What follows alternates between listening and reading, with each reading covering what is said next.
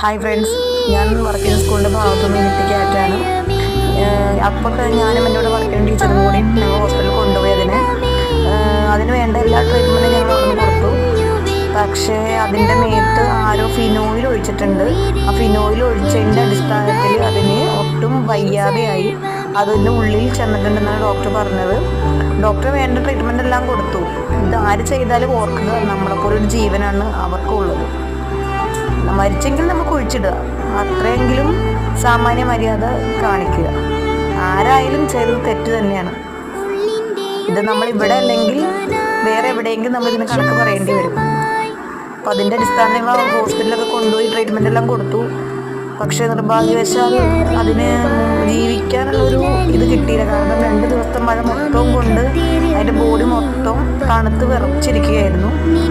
ഞങ്ങൾ ചെന്ന് നോക്കിയപ്പോഴത്തേക്കും അത് മരിച്ചിരിക്കുന്നു.